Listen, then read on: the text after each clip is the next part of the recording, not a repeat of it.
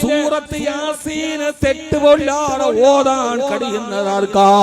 ജന്മം നൽകിയ പിതാവ് മരിച്ചു പോകുമ്പോ, ജനിപ്പിച്ച പിതാവ് മരിച്ചു പോകുമ്പോ, അക്ഷരത്തെറ്റില്ലാതെ ആറടി മണ്ണിലേക്ക് പോകുന്ന വാപ്പാക്ക് വേണ്ടി ഒരു യാസീൻ പോലും ഓതാൻ കഴിയാതെ അൽ ഫാത്തിഹ എന്ന് പറയുമ്പോ ഉമ്മറപ്പടിയിൽ നിന്നിറങ്ങി മുറ്റത്ത് പോയി ഒളിച്ചിരിക്കുന്ന മക്കളെ, വിശുദ്ധ ഖുർആന്റെ ഒരു സൂറത്ത് നിനക്കറിയില്ലല്ലോ.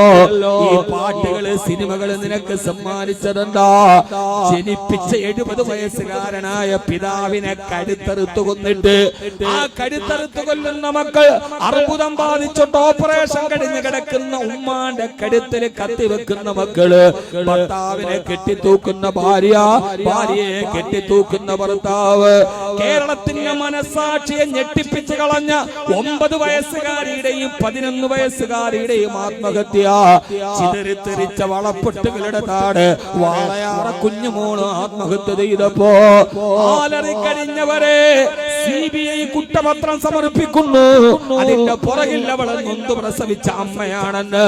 9 വയസ്സുകാരി പെണ്ണിനെ പൊന്നുമോളെ കൂട്ടിക്കൊടുത്തത് നൊന്തു പ്രസവിച്ച അമ്മയാണെന്ന്. എന്തൊക്കെ വാർത്തകളാണ് ഈ കേരളത്തിൽ നമ്മൾ കേൾക്കുന്നത്?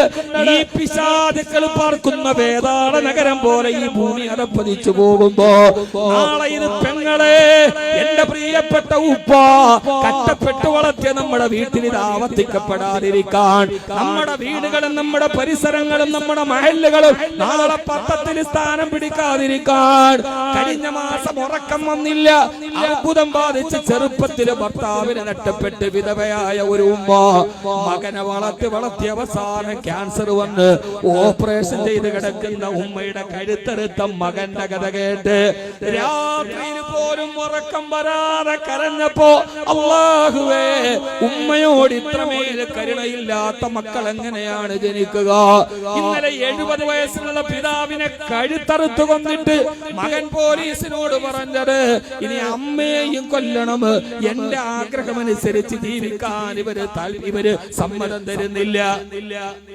സ്വന്തം മക്കളുടെ ആഗ്രഹത്തിനൊത്തു നിന്നില്ലെങ്കിൽ ഉമ്മയുടെ കഴുത്തറക്കുന്ന കാലത്ത്, പിതാവിന്റെ കഴുത്തറക്കുന്ന കാലത്ത് ഇങ്ങനെ കരഞ്ഞിരിക്കുമ്പോഴാണ് കുറ്റപത്രം വരുന്നത്.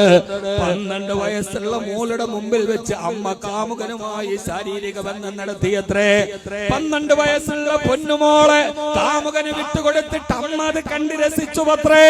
എന്റെ പ്രിയപ്പെട്ട സഹോദരാ, ലോകം പോകുന്നത് ഇവിടേക്കാണെങ്കിൽ ആയിഷ ഫൗണ്ടേഷൻ നിങ്ങളെ മാടി വിളിക്കുന്നത് ഇതിനേക്കാൾ അതപ്പതിച്ചു പോയി.